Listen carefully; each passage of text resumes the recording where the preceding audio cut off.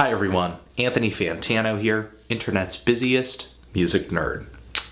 And it's time for a review of the new Black Heart Rebellion album, Har Nevo. These guys are a Belgian rock outfit. As far as I can tell, this is their sophomore full-length LP. The thing is about 40 minutes, and these 40 minutes are spread across 8 different tracks. And it's a pretty intriguing release with a combination of genres such as post-rock, psychedelic rock, folk music, maybe a little bit of post-metal, drone doom. I could definitely tell that these guys appreciate maybe a little bit of Mogwai, maybe a little bit of Swans. And even though this band's stylistic genre influences are very apparent, they don't always necessarily come together in a really obvious way, which is great. Like the song Crawling and Eating Dust, which starts off with just this dark, sickening, and eerie ominous drum circle. There are these chilling chorus vocals that pop up over the drum circle, and as the song progresses, some droning guitar and bass comes in, and it is heavy and resonant.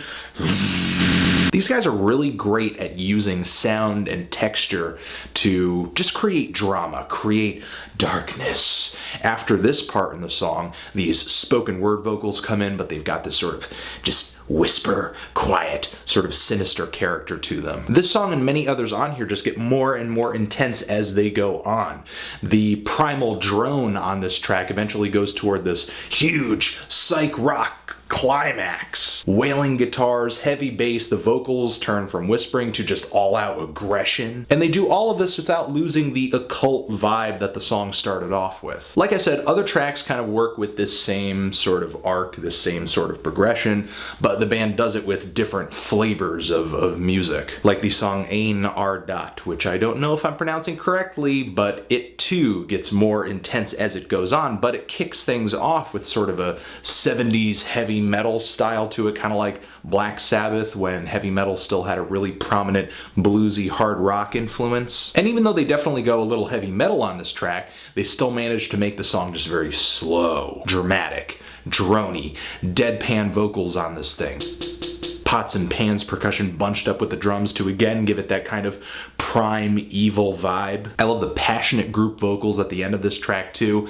Moments like this really sort of stick with me. Even though these guys aren't exactly a chorus-oriented band, the production, the experimentation, the adventure, the sounds, they're all there. The variety on this LP continues with tracks like Golden Myrrh, which opens up with these chords that feel as if they're a little inspired by Spanish guitar music, maybe a little bit of flamenco. The downside to this particular track, though, is that some of the noisy and psychedelic builds that the band goes on are a little more interesting than others. This one particularly, nothing really about it sticks out at me. If anything, it kind of reminds me of a cut from that new Godspeed album that came out last year. And there are other tracks on here like Abraham, which are a great start to the album, add a lot of color to this LP, but they're a lot shorter than some of the other tracks on here. And while it's not bad to have a shorter track on this album, theoretically, it's not like the band is able to kind of tie things up efficiently, give some closure, or write a song that feels concise within a 3 or 4 minute time span. Instead, some of these relatively shorter songs can end up feeling like they could have gone somewhere as interesting as some of the other tracks. Still, overall, there's way more highlights on this album than duds, even though I wasn't completely in love with it. Maybe my favorite song on the entire LP being Animalesque, which has a twisted song structure. The guitars on this track just jangle epically, and I love the angry ass vocals on this song, just how fierce they come across. Ashes to ashes and dust to dust. The explosive ending on this thing too is awesome. This album and this track in particular, it's just monolithic. It shoots for monolithic much of the time, and I will say that it succeeds. The Black Heart Rebellion has a huge sound. They definitely have a nice recording on this album, and they know what to do with it instrumentally. This album is so heavy, and yet it can at times be sort of eerie or quaint, like at the start of the last track, which has some interesting banjo on it. I do feel like this LP could be a little bit more cohesive in terms of a narrative or a story or an arc.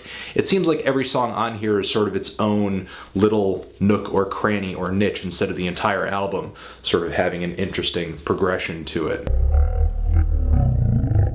And even though I did end up with some tracks paling in comparison to others, still, this is a really solid set of tracks, and I feel like this band is doing some really interesting stuff on this LP, but they're just like this close to doing something, whoa! Hopefully that ends up being the case on their next release. I'm feeling a decent to strong 7 on this thing. If you've given it a listen, what did you think of it? Did you love it? Did you hate it? Why? What do you think I should review next? And yeah, that's it. Black Heart Rebellion, forever.